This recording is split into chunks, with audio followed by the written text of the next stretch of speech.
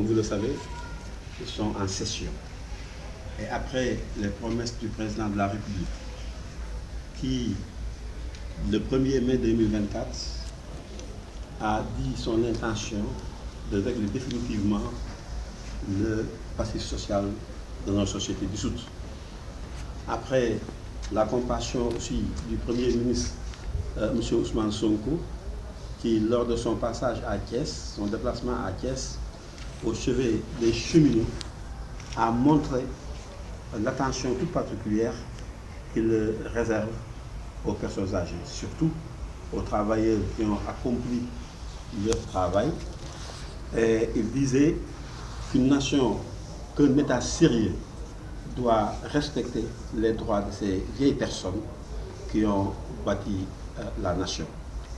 Et nous pensons que les promesses du président de la République, les déclarations du Premier ministre, plus maintenant l'interpellation que nous faisons aujourd'hui à l'endroit des députés, tous ces efforts vont concourir à éradiquer définitivement 26 ans de souffrance, 26 ans de galère, 26 ans de tragédie que tous les ex-agents de la SOTRAC, de la SIAS et de AMA Sénégal ont vécu.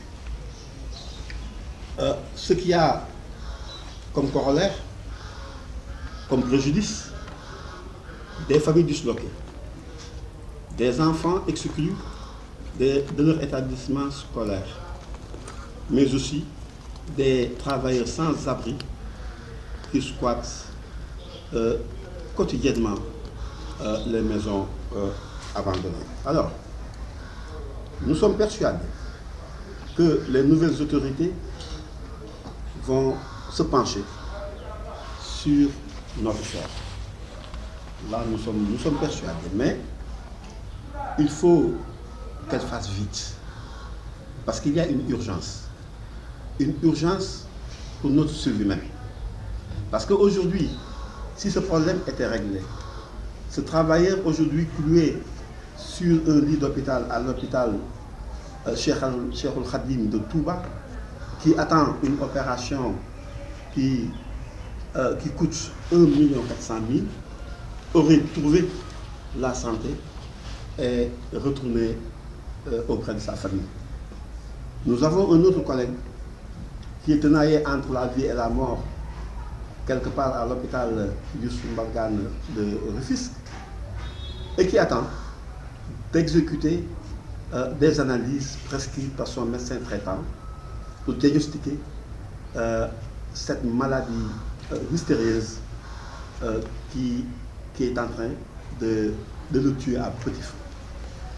Donc, et nous-mêmes, agents, parce que nous sommes des vieillards et nous traînons des pathologies diverses, et cela nous permettrait de retrouver nos forces, d'avoir notre santé et d'espérer encore accompagner nos enfants, accompagner nos familles. Voilà pourquoi nous interpellons les députés de la 15e législature pour que dans la loi rectificative des finances, dans les propositions de loi, qu'ils prennent en compte ce dossier lancinant de la SOTRAC, de SIAS et d'AMA Sénégal. Je viens de l'Assemblée nationale où j'ai rencontré un groupe de députés et à leur tête un vice-président de l'Assemblée nationale. Et ce que nous avons entendu, en tout cas, nous rassure. Alors, nous demandons aussi à l'honorable député Guy Marius Sagna, qui a été toujours à nos côtés, d'être notre interlocuteur auprès de tous les députés de l'Assemblée nationale pour les sensibiliser par rapport à notre destin.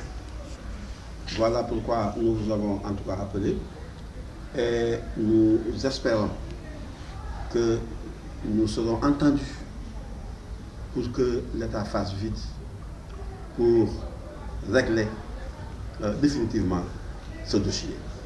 Comme vous le savez, l'Assemblée nationale avait déjà voté dans le budget 2023 13 milliards de francs.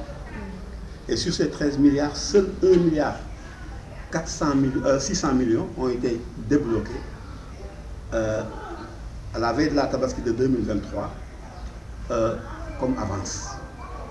Et l'État reste nous devoir la somme reliquataire de 11 milliards 400 millions que nous attendons.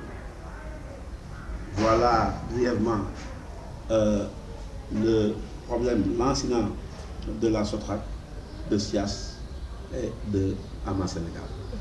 Si vous n'avez pas de questions. Alors, au-delà de ce point de presse, est-ce que d'autres activités sont prévues pour maintenir votre combat? Mais